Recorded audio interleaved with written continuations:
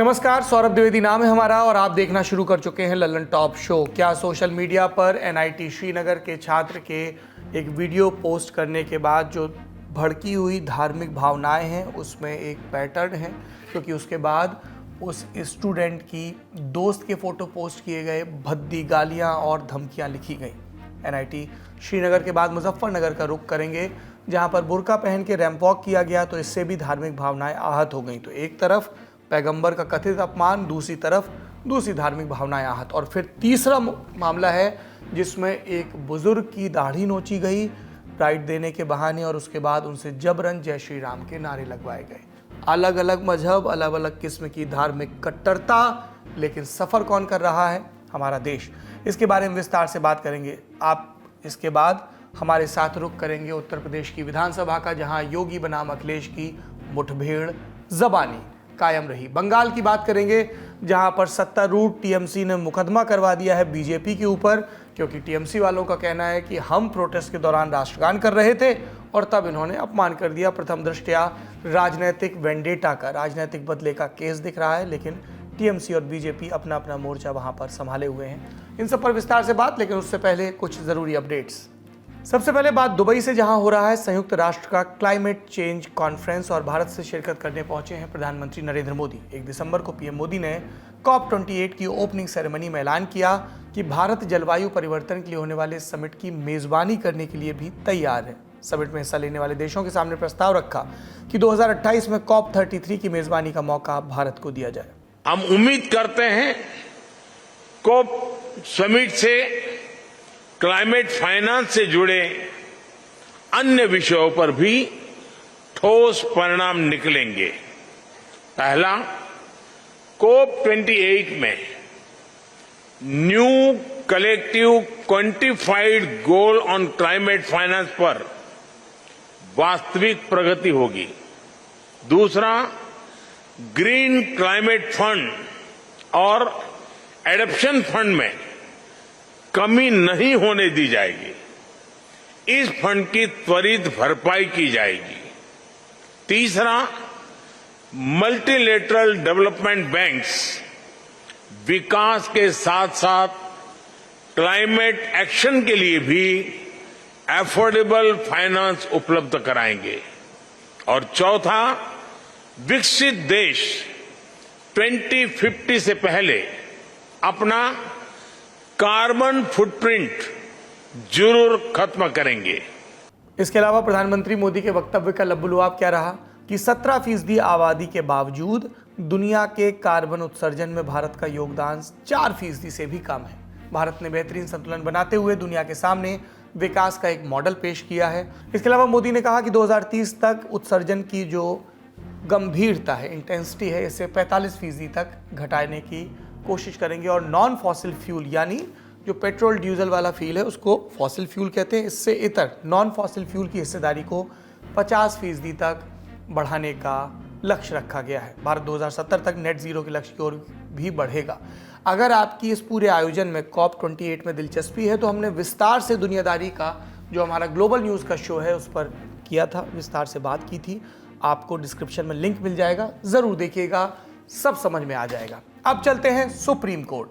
Court इस बात पर विचार कर रहा है कि क्या देश में महिलाओं पर भी रेप का मुकदमा चलाया जा सकता है। हमारे देश की कानून की संरचना ऐसी है कि सिर्फ पुरुषों के खिलाफ ही इस तरह के मुकदमे अभी तक चलाए जा सकते हैं। इसके लिए आईपीसी में धारा 375 और 376 है। अब ये बहस कैसे शुरू हुई? कोर्ट में 62 साल की विधवा महिला पहुंची, याचिका दायर की कि उनके बेटे के खिलाफ एक रेप का मुकदमा दायर किया गया और उसमें उक्त विधवा महिला को भी बेजा फंसा दिया गया। मामले को सुन रही जस्टिस ऋषिकेश रॉय और जस्टिस संजय करोल की बेंच ने अपना ऑब्जर्वेशन साझा किया कि हमारे हिसाब से सिर्फ एक पुरुष को ही बलात्कार का आरोपी बनाया जा सकता है। इसके बाद कोर्ट ने केस से जुड़ी तमाम पार्टियों को नोटिस जारी किया। अगला अपडेट है यूपी विधानसभा से। शीतकालीन सत्र चल रहा है। कल योगी सरकार ने अपना अनुपूरक बजट पेश किया था और आज 1 दिसंबर को इस बजट पर हो रही थी बहस और पर्सनल तीर चलने लगे। कभी तो जल्द से जल्द गठबंधन बदलने वाले ओपी राजभर, कभी पूर्व मुख्यमंत्री और सपा अध्यक्ष अखिलेश यादव और कभी यूपी के मौजूदा मुख्यमंत्री योगी आदित्यनाथ, सब एक दूसरे पर बयानबाजी। विपक्ष के सवाल बजट के खर्च पर, सत्ता के सवाल विपक्ष के बेसिक होमवर्क की कमी पर। देखिए वीडियो। अब कितनी बार बोलूं कि गोरखपुर में भी मेट्रो बना लो, मेट्रो बाद में बनाना, नाला पहले बना लेना। नाला भी बाद में बनाना, कब कब ड्रेनेज सिस्टम ऐसा बना देना कि भरे पानी निकल जाए। जो मुख्यमंत्री, आप अपने यहाँ क्यों घबराते हो, क्यों नहीं लगा रहे हो मेट्रो, क्यों नहीं बना रहे आप? अध्यक्ष महोदय, कौन रोक रहा है आपको? कोई रोक रहा है क्या आपको मेट्रो? और झांसी वाले भी इंतजार कर रहे हैं। कहीं ये बात मेट्रो वाली वैसी बात तो नहीं है 46 में 56 वाली बात? बड़ी बड़ी डीगे हाँक रहे थे हमारे नेता प्रतिपक्ष, बड़ी बड़ी बातें कर रहे थे। ऐसे लगता था इनकी बातों से जैसे कि, यानी उन्होंने केवल एक बात नहीं की कि चंद्रयान का भी वो गठन सिफाई में हुआ था, ये बोलना भूल गए। बाकी मुझे लगता है सब कुछ वो बोल ही चुके थे।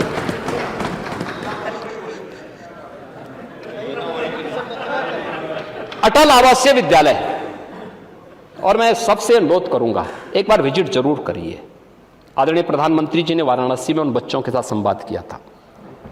अच्छा होगा आप भी जाइए। सत्ता थी तब तो पीडीए नहीं याद आया, तब जातिवाद जनगणना याद नहीं आई। अब आज याद आ रहा है सब कुछ। हमारे भाई आशीष पटेल जी ने कहा, मंत्री जी ने बहुत सही बात कहा है दोनों, कि 4 बार की सरकार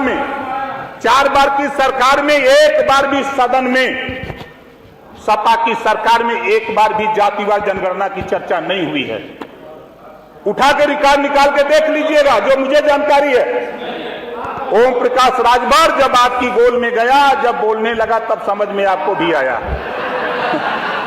दिन की और अपडेट्स जानने के लिए चलते हैं न्यूज रूम में अपने साथियों के पास। 119 सीटों वाले राज्य तेलंगाना का आज एग्जिट पोल आया और इंडिया टुडे माई एक्सिस के एग्जिट पोल के मुताबिक कांग्रेस के लिए खुशखबरी है। 68 सीटों पर कांग्रेस की बढ़त दिख रही है और जो के चंद्रशेखर राव की पार्टी है BRS, वो 39 सीटों पर सिमटती हुई नजर आ रही है। इंडिया टुडे माई एक्सिस के एग्जिट पोल के मुताबिक 6 सीटें बीजेपी के खाते में जाएंगी और 6 सीटें AIMIM के। अब ये जो रुझान है, ये नतीजों में कितना तब्दील होते हैं, ये तो 3 तारीख को पता चलेगा। उस पर दी ललन टॉप की नज़र बनी रहेगी। आप उस दिन हमारे साथ जुड़ सकते हैं, हमारे लाइव वीडियोस आप लगातार देख सकते हैं। दूसरा बड़ा अपडेट आया मिजोरम से। मिजोरम में जो काउंटिंग की तारीख है वो बदल दी गई है। 3 तारीख के बजाय 4 तारीख कर दी गई है, क्योंकि 3 तारीख संडे है और मिजोरम में संडे का दिन चर्च का दिन होता है। काफ़ी दिन से वहाँ पर विरोध चल रहा था कि आप 3 तारीख को काउंटिंग मत करिए, तो अब वो जो विरोध था उसके आधार पर फैसला बदल दिया गया है और अब 4 तारीख को वहाँ काउंटिंग होगी, यानी 4 तारीख को हमें मिजोरम के नतीजे पता चलेंगे। इनके अपडेट्स के बाद अब रुक करते हैं बड़ी खबरों का। पहले बात श्रीनगर से। यहाँ हजरत बल के इलाके में एक इंजीनियरिंग इंस्टीट्यूट है, national institute of technology NIT। यहाँ केमिकल इंजीनियरिंग में एक स्टूडेंट पढ़ता है। स्टूडेंट का नाम प्रथमेश नीलेश शिंदे। प्रथमेश मूलतः महाराष्ट्र का रहने वाला है। 28 नवंबर को उसने अपने इंस्टाग्राम अकाउंट पर एक वीडियो अपलोड किया। ये वीडियो उसका नहीं था, उसने यूट्यूब से इसे कॉपी किया था। स्थानीय लोगों के मुताबिक ये वीडियो चरमपंथी संगठन हमास से जुड़े एक व्यक्ति का था, जिसमें वो व्यक्ति पैगंबर मोहम्मद के लिए कुछ टिप्पणियां कर रहा था। अब प्रथमेश की इंस्टाग्राम स्टोरी सामने आई तो NIT में बवाल शुरू हुआ। छात्रों के एक खास समूह ने प्रोटेस्ट करना शुरू किया। ये समूह कश्मीर से आने वाले मुस्लिम समुदाय के छात्रों का था। उनकी मांग थी कि प्रथमेश को निष्कासित किया जाए, उसके खिलाफ एक्शन लिया जाए। संस्थान ने छात्रों की एक मांग तुरंत मान ली। NIT रजिस्ट्रार ने नगीन पुलिस थाने में तहरीर दी और प्रथमेश के खिलाफ मुकदमा दर्ज हो गया। धाराएं क्या लगाई गई? 153 दंगा भड़काने की हद तक उकसाना, 153A 2 समूहों के बीच वैमनस्य पैदा करना, 295 बोलकर या लिखकर धार्मिक भावनाओं को भड़काना। टाइम्स ऑफ इंडिया की खबर के मुताबिक मुकदमे के साथ ही प्रथमेश को कॉलेज प्रशासन ने रस्टिकेट कर दिया, यानी उसका नाम काट दिया गया और कह दिया गया कि वो अपने घर चला जाए। प्रथमेश ने कॉलेज और कश्मीर दोनों ही छोड़ दिए। इसके बाद कम से कम मामला शांत हो जाना चाहिए था, ऐसा वहाँ के ऑब्जर्वर्स को लगा, लेकिन नहीं हुआ। प्रोटेस्ट बढ़ते बढ़ते कॉलेज परिसर से निकलकर हजरत बल और आसपास की सड़कों पर फैल गया। इसे देखते हुए 30 नवंबर को कॉलेज प्रशासन ने ऐलान किया जाड़े की छुट्टियां अभी से शुरू की जा रही हैं। साथ ही जम्मू कश्मीर के DGP RR स्वैन ने मीडिया को संबोधित किया, मामले की जांच का आश्वासन दिया और कहा पूरे केस में जो प्रोटेस्ट हो रहे हैं उसमें पाकिस्तान से जुड़े एलिमेंट भी शामिल हो रहे हैं। 1 दिसंबर की तारीख लगते लगते पूरा कॉलेज सन्नाटे में चला गया, लेकिन ये पहला मौका नहीं था जब NIT कश्मीरी बनाम नॉन कश्मीरी की बहस में उलझा हो। साल 2016 में भी कुछ ऐसा हुआ। T20 वर्ल्ड कप चल रहा था। भारत और वेस्टइंडीज की भी सेमीफाइनल मैच भारत हार गया। निर्णायक रूप से बैटिंग की थी इसमें आंद्रे रसेल ने। हिंदुस्तान टाइम्स की रिपोर्ट के मुताबिक NIT में पढ़ने वाले कश्मीरी छात्रों ने तब आंद्रे रसेल के पक्ष में और भारत की हार पर जश्न मनाते हुए नारे लगाने शुरू कर दिए थे। इससे एनआईटी के कैंपस में मौजूद जो गैर कश्मीरी छात्र थे वो नाराज हुए और उन्होंने हिंदुस्तान जिंदाबाद का नारा लगाकर अपनी नाराजगी जाहिर की और तब सामने से नारे लगने लगे, हमें क्या चाहिए, आज़ादी। तो एक तरफ हिंदुस्तान जिंदाबाद और पाकिस्तान मुर्दाबाद के नारे और दूसरी तरफ फिर इसके खिलाफ नारे। इसके बाद जो नॉन कश्मीरी छात्र थे भारत के, उन्होंने पाकिस्तान का झंडा जलाकर प्रतिरोध जताया और फिर सामने से और आज़ादी के नारे लगने लगे। छात्रों के दोनों गुट फिर से भिड़ गए। तब पुलिस को लाठीचार्ज और आंसू गैस का इस्तेमाल करना पड़ा और स्थिति को कंट्रोल किया गया था। गाये बगाए छात्रों के दोनों गुट रह रहकर भिड़ते रहे कई दिनों के लिए, तब भी कॉलेज बंद किया गया था। इस पूरे प्रकरण पर और समझने के लिए हमने इंडिया टुडे के पत्रकार अशरफ वानी से बात की। एनआईटी का पिछला इतिहास और मौजूदा केस, इसके बारे में उन्होंने क्या कहा, सुनिए। सबसे पहले समझना होगा कि जो श्रीनगर का एनआईटी है या फिर एक जमाने में जो रीजनल इंजीनियरिंग कॉलेज श्रीनगर का था, एक तो बहुत पुराना इंजीनियरिंग कॉलेज है और जब देश में रीजनल इंजीनियरिंग कॉलेजेस को एनआईटी में तब्दील किया गया तब श्रीनगर का ये प्रसिद्ध जो है नेशनल इंस्टीट्यूट ऑफ टेक्नोलॉजी भी एनआईटी में देश के प्रसिद्ध एनआईटीज में शुमार हुआ। तो जाहिर है कि जो देश भर में एनआईटी के एग्जाम्स होते हैं उसमें कई सारे इंजीनियरिंग छात्रों का जो है एडमिशन श्रीनगर में होता है। तो जाहिर है कि हजरत बल के पास श्रीनगर के डल के किनारे पर वाक़ इस एनआईटी में देश के अनेक हिस्सों से छात्र इंजीनियरिंग की पढ़ाई के लिए पहले भी आते थे और अब भी आते हैं। यहाँ पर शुरुआत जब है 2016 से हुई, कहीं ना कहीं जो है छात्रों के बीच मतभेद में। जब 2016 में बुरहान वानी मारा गया है मुठभेड़ में, महबूबा मुफ्ती की सरकार थी, तब एनआईटी के साथ साथ यहाँ के जितने भी कॉलेज और यूनिवर्सिटीज हैं रोज वहां पर हंगामे होते थे, प्रोटेस्ट होते थे, बंद हुए कई हफ्तों तक, यहाँ तक कि महीने से भी ज्यादा समय तक सभी इंजीनियरिंग और कॉलेज कर्फ्यू लगा हुआ था। तो यहाँ पर जो छात्र तब 2016 में पढ़ रहे थे बाहर के राज्यों के, कुछ तो निकल पाए यहाँ कॉलेज कैंपस से और कुछ यहीं पर रह पाए। तो जाहिर है तो कहीं ना कहीं उनको उन हालात का शिकार होना पड़ा, जहनी तौर पर भी और शारीरिक तौर पर भी, क्योंकि कुछ हंगामा भी वही हुआ। तो उस बीच क्योंकि तादाद अगर कहें तो स्थानीय छात्रों की तादाद एनआईटी श्रीनगर में बाहर के राज्यों के जो एनआईटी स्टूडेंट्स हैं उनकी तादाद में कम है, और दूसरी तरफ जब पूरे देश के कई सारे कॉलेजेस, खासतौर से प्रोफेशनल कॉलेजेस में एक माहौल बना कश्मीर के मुस्लिम स्टूडेंट्स के खिलाफ, कई छात्रों को कई जगहों पर पीटा गया, कई छात्रों के खिलाफ एफआईआर दर्ज हुए, तो उसका गुस्सा जो है यहाँ के स्थानीय छात्रों ने एनआईटी में पढ़ने वाले छात्रों के बीच गुजारना पड़ा। तो जाहिर है तो 2016 से ही जो है इस प्रेस्टिजियस इंजीनियरिंग कॉलेज में जो है गुटबाजी बनने लगी। जम्मू कश्मीर में एक कैंपस में कुछ भी होता है तो वो कश्मीर के बाहर के जो वेस्टेड इंटरेस्ट वाले लोग हैं, मसलन पाकिस्तान, उनके लिए प्रोपेगेंडा का एक टूल बन जाता है। हमारे देश में अमन चैन कायम रहे, ये देश के हित में है। कश्मीर के बाद अब यूपी का रुख करते हैं। अगर कोई रैंप पर बुर्का पहनकर चले तो सोचिए कितना बड़ा मसला हो सकता है। यूपी में हो सकता है। मुजफ्फरनगर में एक श्री राम कॉलेज है। यहाँ पर 24 नवंबर से लेकर 26 नवंबर तक फैशन स्प्लैश 2023 कार्यक्रम का आयोजन हुआ। इसमें फिल्म अभिनेत्री मंदाकिनी भी शामिल हुई। कई मॉडल पहुंचे। डिजाइनर कपड़े पहनकर मॉडल और छात्र छात्राएं रैंप पर वॉक कर रहे थे। इसी कड़ी में कॉलेज में पढ़ने वाली फैशन स्टडीज की कुछ छात्राओं ने बुर्का और हिजाब पहनकर भी रैंप पर कैट वॉक किया। उनकी कोशिश ऐसी हो सकती है कि वो उस परिधान या उस वेशभूषा की एक कला सम्मत नुमाइश चाह रहे हों, बुर्के और हिजाब की विविधता भी दिखाना चाह रहे हों, ऐसा हो सकता है। आयोजन खत्म हुआ, वीडियो वायरल हुआ और फिर बवाल शुरू हुआ। सामने आए मुस्लिम संगठन, कहा कि बुर्का या हिजाब एक धार्मिक परिधान है। कॉलेज ने उसमें कैटवॉक करवाकर धार्मिक भावनाओं को भड़काने का काम किया।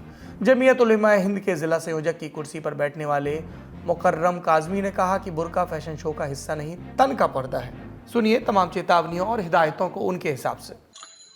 इन्होंने बुर्के को फैशन में इस्तेमाल किया है, फैशन शो में इस्तेमाल किया है, जबकि हमारा मानना ये है कि बुर्का जो है वो फैशन शो का हिस्सा नहीं है। जिन बच्चों से ये प्रोग्राम कराया गया है तो ये एक मज़हब को टारगेट करने वाली बात है। कहीं ना कहीं मुसलमान मजहब को ये उनकी धार्मिक भावनाओं को भड़काया गया है। इन तमाम समझाइशों का मुकम्मल जवाब दिया कॉलेज से जुड़े छात्रों ने और उनके शिक्षकों ने। बुर्के और हिजाब वाली इन तमाम ड्रेसेस को डिजाइन करने वाली शनेहा ने नवभारत टाइम्स से बातचीत में कहा, हमारे विभागाध्यक्ष मनोज धीमान ने कहा कि फैशन शो में कुछ अलग करके दिखाओ। इसके बाद मैंने अपनी मुस्लिम बहनों के लिए ये निर्णय लिया कि बुर्के को फैशन का रूप दिया जाए। बुर्के में कैटवॉक करने पर पहले तो मेरे मन में डर था, लेकिन जब मनोज सर ने हौसला दिया तो बुर्के में कैटवॉक कर अच्छा अनुभव प्राप्त किया। बुर्का हमारा पर्दा है, लेकिन ये फैशन भी बन सकता है। कॉलेज ने भी अपने मीडिया प्रभारी रवि गौतम के जरिए एक बयान जारी किया कि ये केवल क्रिएटिविटी का हिस्सा है जो छात्राओं के करियर से जुड़ा है, इसे धर्म से जोड़कर नहीं देखा जाना चाहिए। लड़कियों की मर्जी, जो पहने। कुछ बातें मीडिया कैमरे पर भी आई, वो भी सुनिए। मतलब हम ये देना चाहते हैं कि ये फैशन में भी आ सकता है बुर्का, ये नहीं है कि सिर्फ लड़कियां घर में ही पहन सकती है, फैशन के में भी आ सकता है बुर्का। आप इस बात को समझिए, ये किसी धार्मिक परिधान से जुड़ी बात नहीं है, ये महिलाओं की आज़ादी से जुड़ा मामला है। वो जो चाहें पहन सकती हैं, अपने परिधान को किसी भी रूप में ढाल सकती हैं, उसे किसी भी तारे टिकुली जरी से सजा सकती हैं, चाहे वो कोई भी ड्रेस हो, कोई भी आभूषण। हमारी समझाइश और हमारी हिदायत हम तक रहे, ये ज़्यादा ज़रूरी है। कश्मीर और उत्तर प्रदेश के बाद अब रुख करते हैं कर्नाटक का। यहाँ का है गंगावती शहर। इसी शहर के एक छोटे से घर में हुसैन साहब रहते हैं, 65 वर्षीय। उनकी आंख की रोशनी बेहद कम है, माली हालत भी ठीक नहीं। कल 30 नवंबर को उन्होंने एक FIR दर्ज की। इसके मुताबिक उन्हें जय श्री राम का नारा लगाने के लिए मजबूर किया गया और ऐसा करने से मना किया तो 2 लोगों ने पिटाई की। वीडियो में आप देख रहे होंगे कैसे वो अपने जख्मों को दिखा रहे हैं। पूरा मामला न्यू इंडियन एक्सप्रेस की रिपोर्ट के मुताबिक 25 नवंबर की रात वो होसापेटे से गंगावती लौट रहे थे, ऑटो का इंतजार कर रहे थे। बाइक सवार 2 लोग आए, पूछा कहाँ जा रहे हैं, उन्होंने जवाब दिया। दोनों ने कहा कि कहाँ ऑटो चक्कर पड़ेंगे, हम छोड़ देते हैं। हुसैन साहब को वो दोनों युवक भले लगे, वो बाइक पर बैठ गए। बाइक कुछ दूरी चली तो दोनों युवक उनसे मारपीट करने लगे, गालियां देने लगे और उसके बाद कहा कि जय श्री राम का नारा लगाओ। जब मना कर दिया तो उन्होंने गुस्सा कर सर पर बियर की बोतल फोड़ दी और इतने पर ही नहीं रुके। FIR के मुताबिक बियर की बोतल के कांच से उनकी दाढ़ी काटने की कोशिश की, नहीं कटी तो जला दी और फिर पीटना शुरू कर दिया और तब तक पीटा जब तक आसपास के घरों से लोग बाहर नहीं आ गए। इसके बाद हमलावर घटनास्थल से फरार हो गए। लोगों की मदद से हुसैन साहब घर फिर अस्पताल गए। इलाज कराने के बाद पुलिस के पास केस दर्ज किया। अब पुलिस जांच कर रही है। अगर आप देश दुनिया के घटनाक्रम पर नज़र रखते होंगे तो आपको समझ में आएगा कि ये ऐसा कोई पहला मामला नहीं है। अक्टूबर 2023 में भी बिहार के मुंगेर में ऐसा हुआ था, जहां एक फल वाले ने आरोप लगाए कि उसे जय श्री राम का नारा लगाने के लिए बाध्य किया गया। नवंबर 2023 में मध्य प्रदेश के विदिशा में भी इस तरह का केस आया था, जिसमें एक स्टूडेंट को उसके टीचर ने इसलिए पीटा कि उसने जय श्री राम का नारा लगा दिया। स्कूल ने नियम भी समझाए, किसी भी तरह की नारेबाजी करना अनुशासनहीनता में आता है। जाहिर है हर नारे की अपनी जगह और अपना समय है। हमारी आपकी धार्मिक आस्था हम तक महदूद रहे और हम उसे बिना किसी डर या दबाव के जाहिर कर सकें ज़रूरी है, पर हम थोपना बंद करें ये भी ज़रूरी है। अब बात करते हैं सीमा और अंजू की। सीमा हैदर पाकिस्तान से भारत आई, सचिन से शादी की, मीडिया में सुर्खियां बटोरी, लोगों को झींगुर और लप्पू जैसे नए शब्द नए चलन में मिले। फिर नवंबर में आई अंजू, वो अंजू जो कुछ दिनों पहले भारत से पाकिस्तान गई थी और फिर लौट कर चली आई। हिंदुस्तान पहुंचने से ठीक पहले अंजू जो कहा वो सुनते हैं। मैं अंजू और आज मेरा पाकिस्तान में लास्ट डे है और आज तक का जो यहाँ पे जब से मैं आई हूँ बहुत अच्छा मेरा सफर रहा है यहाँ पे और एक एक दिन बहुत अच्छा गुजरा है यहाँ पे और आज मैं जा रही हूँ। अंजू इस साल 21 जुलाई को पति और घर वालों को बताए बगैर राजस्थान के भिवाड़ी से पाकिस्तान चली गई थी। कई मीडिया रिपोर्ट्स के मानी तो अंजू फेसबुक के जरिए पाकिस्तानी नागरिक नसरुल्लाह के संपर्क में आई और दोनों की दोस्ती हो गई। बताया गया ये दोस्ती प्यार में तब्दील हो गई, दोनों ने शादी कर ली। अंजू का नाम हो गया फातिमा। नसरुल्लाह ने इंटरव्यू में कहा, हमारा उस समय शादी करने का इरादा नहीं था। अंजू सिर्फ कुछ दिन के लिए पाकिस्तान आई थी ताकि मुझसे और मेरे परिवार से मिल सके, पर हालात कुछ ऐसे बने कि हमें निकाह करना पड़ा। मैं अंजू से और अंजू मुझसे बहुत प्यार करते हैं। अब पूरे 4 महीने और 1 हफ्ते के बाद अटारी वाघा बॉर्डर के जरिए अंजू भारत लौट आई। भारत में एंट्री करते ही मीडिया कैमरों ने उसे घेर लिया। कई तरह के सवाल पूछे तो सर में दर्द और अभी कुछ नहीं कहना बोलकर निकल गई। लेकिन हुआ क्या? अंजू के पाकिस्तान प्रवास के दौरान अंजू पर पाकिस्तानी सरकार मेहरबान रही। अगस्त में उसका वीज़ा 1 साल के लिए बढ़ा दिया गया। फिर सितंबर में अचानक अंजू के पति नसरुल्लाह ने जानकारी दी कि वो मेंटली परेशान है, बच्चों की याद सता रही है। नसरुल्लाह ने कुछ दिन पहले ये भी बताया कि वाघा अटारी बॉर्डर पर आने जाने के लिए दस्तावेज तैयार करने की प्रक्रिया पूरी होते ही नवंबर के आखिर तक अंजू भारत जाएगी। पर भारत लौटने के बाद अंजू अब गायब है। अटारी वाघा बॉर्डर के बाद वो दिल्ली के IGI एयरपोर्ट पर देखी गई, फिर नहीं दिखी क्योंकि ना तो अपने घर पहुंची न पिता के घर। इंडिया टुडे से जुड़े हिमांशु की रिपोर्ट के मुताबिक भिवाड़ी की एक सोसाइटी में रहने वाले अंजू के बच्चों और उसके पति अरविंद ने उससे मिलने से मना कर दिया। बच्चों ने अंजू को सोसाइटी में प्रवेश नहीं देने के लिए कहा, इसलिए सोसाइटी के गेट पर सुरक्षा व्यवस्था बढ़ाई गई। किसी को भी अरविंद के फ्लैट में आने जाने की अनुमति नहीं है। भिवाड़ी के एडिशनल एसपी दीपक सैनी ने कहा इस मामले में दर्ज एफआईआर के अनुसार जांच पड़ताल की गई, साथ ही इससे संबंधित लोगों के बयान दर्ज किए गए। अगर अंजू भिवाड़ी आती है तो उससे पूछताछ की जाएगी, यानी अंजू से इंटरोगेशन की ये प्रक्रिया तब होगी जब वो भिवाड़ी आएगी। अब सवाल ये कि वो जिस तरह से पाकिस्तान गई और फिर वहाँ से लौटी, तो क्या देश की सुरक्षा एजेंसियों ने इसका संज्ञान नहीं लिया? बिल्कुल लिया। अटारी वाघा बॉर्डर पर आने के तुरंत बाद आईबी और पंजाब पुलिस ने उससे लंबी पूछताछ की। आज तक के क्राइम एंड इन्वेस्टिगेशन ब्यूरो के एडिटर अरविंद ओझा के इनपुट के मुताबिक पूछताछ में अंजू ने बताया कि वो अपने पहले पति अरविंद से तलाक लेने के बाद बच्चों को पाकिस्तान ले जाने के लिए आई है। पूछताछ में अंजू ने पाकिस्तान में नसरुल्लाह से निकाह की बात भी कबूली, लेकिन उनसे संबंधित कोई भी दस्तावेज नहीं पेश कर पाई। भारत आने का मकसद पहले पति अरविंद को तलाक देना बताया। साथ ही ये भी कहा कि अरविंद ने उसे लेकर कई सारे झूठ बोले, जिसकी जानकारी वो पुलिस को देगी। ये स्थिति गंभीर है। एक नागरिक बिना किसी रोक टोक के पाकिस्तान और भारत में आवाजाही कर रहा। सवाल है उसका वीज़ा कैसे अप्रूव हो रहा, किन शर्तों पर? सुरक्षा एजेंसियां इन बेधड़क आवाजाहियों पर क्या सोचती है, और क्या ये अंजू और सीमा जैसे केस हमारे देश की सुरक्षा के लिए खतरा है? अब चलते हैं बंगाल। यहाँ 11 भाजपा विधायकों पर 29 नवंबर को राष्ट्रगान का अपमान करने का मामला दर्ज हुआ। नेताओं पर शांति भंग के लिए उकसाने के आरोप भी लगे और इसके बाद हुआ सियासी बवाल। टीएमसी नेता कुणाल घोष ने शुभेंदु अधिकारी को चोर और भ्रष्टाचारी बताया। बीजेपी विधायक शंकर घोष ने बंगाल सरकार पर विपक्षी आवाज घोटने के आरोप लगाए। सारे बंगाल का मानुस ये भी जानते हैं शुभेंदु अधिकारी खुद चोर है, क्योंकि बीजेपी भाजपा उनको चोर बोला था। शुभेंदु को चोर कौन बोला था? भाजपा बोला था। वीडियो कौन रिलीज किया? भाजपा रिलीज किया। सीबीआई कौन डिमांड किया? भाजपा डिमांड किया। सीबीआई ने एफआईआर किया, शुभेंदु के नाम है, और अरेस्ट अवॉइड करने के लिए वो बीजेपी में भाजपा में जूता पॉलिश करने के लिए वहां पर नाम लिखाया है। ये जो वो बोल रहा है उसका कोई बेसिक क्रेडिबिलिटी नहीं है। वो लोग जातीय संगीत नेशनल एंथेम का अवमानना किया है, इंसल्ट किया है, इसीलिए अकॉर्डिंग टू लॉ केस हुआ है। We are ignoring it. We are ignoring it. It's a total illegal and politically motivated. मामला क्या है? बंगाल में विधानसभा का विंटर सेशन चल रहा। इंडियन एक्सप्रेस की रिपोर्ट के मुताबिक मुख्यमंत्री ममता बनर्जी समेत टीएमसी के कई नेता विधानसभा के बाहर केंद्र सरकार के खिलाफ विरोध प्रदर्शन कर रहे थे। परिसर में लगी डॉक्टर भीमराव अम्बेडकर की प्रतिमा के नीचे बैठकर प्रोटेस्ट कर रहे थे। प्रदर्शन केंद्र सरकार द्वारा बंगाल का बकाया रोकने के खिलाफ था। इस प्रोटेस्ट का काउंटर प्रोटेस्ट बीजेपी के विधायक सदन के मेन गेट के पास बैठकर कर रहे थे। 30 नवंबर के दिन प्रदर्शन के बाद ममता ने सभी विधायकों को राष्ट्रगान के लिए खड़े होने के लिए कहा। सभी विधायक खड़े हो गए, पर भाजपा विधायक नारे लगाते रहे और ये नारेबाजी राष्ट्रगान गायन तक बदस्तूर जारी रही। फिर कोलकाता के हेयर पुलिस स्टेशन में पश्चिम बंगाल विधानसभा सचिव सुकुमार रे की शिकायत पर भाजपा विधायकों के खिलाफ एफआईआर दर्ज हुई। क्या धाराएं लगी? राष्ट्रीय सम्मान अपमान निवारण अधिनियम 1971 की धारा 341 यानी सम्मान में रुकावट, आईपीसी की धारा 504 शांति भंग के इरादे जानबूझकर अपमान, आईपीसी 34 समान इरादे के साथ कई व्यक्तियों द्वारा किया गया काम। बता दें भाजपा नेता अधिकारी को 28 नवंबर को पहले ही विधानसभा से निलंबित किया गया था। आरोप लगे कि स्पीकर विमान बनर्जी का अपमान किया। केस दर्ज होने के बाद शुभेंदु अधिकारी 1 दिसंबर को पहुंचे विधानसभा। अम्बेडकर की प्रतिमा को धोने लगे गंगा जल से। हमने आपको पहले बताया यहाँ पर तृणमूल के विधायक बैठे थे। इन सभी आडंबरों से दूर रहने की सलाह देने वाले बाबा साहब अम्बेडकर की प्रतिमा जब शुभेंदु धो रहे थे तो ये कह रहे थे कि यहाँ नारेबाजी करके बाबा साहब का अपमान किया गया। समझ की जरूरत ममता और शुभेंदु दोनों को है। राष्ट्रगान को किसी प्रोटेस्ट में ढाल की तरह इस्तेमाल नहीं किया जा सकता, किसी प्रोटेस्ट में ना तो किसी कार्रवाई में।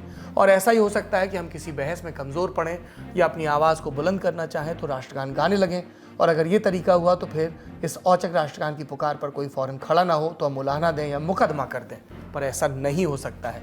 राष्ट्रगान सिनेमाघरों में जब बजना शुरू हुआ था तब भी यही बात सामने आई थी। राष्ट्र एक भावना है, इस भावना का सम्मान करें। और शुभेंदु अधिकारी लोकतंत्र के सबसे बड़े इंसान को पवित्र करने का प्रयास कर रहे हैं, पर वो इंसान जो हमारी और आपकी ऐसी सारी कोशिशों से ऊपर है। बाबा साहब अम्बेडकर आडंबरों से मुक्त रहने की बात सिखा गए हैं। कितना कुछ है जो हमारे नेता अपने पूर्वजों से सीख सकते हैं, कितना कुछ है जो हमारे नेता हमारी जवाबदेहियों के दायरे में आकर बता सकते हैं, पर उसके लिए संवाद की गुंजाइश रखनी होगी। आज के ललन टॉप शो में इतना ही। रविवार की सुबह सवेरे आपसे फिर मुलाकात करेंगे अपने जय जनादेश कार्यक्रम में। बात करेंगे 5 राज्यों के विधानसभा चुनाव नतीजों की। आप बने रहिए ललन टॉप के साथ। अपना और अपनों का ख्याल रखिए। शुभ रात्रि।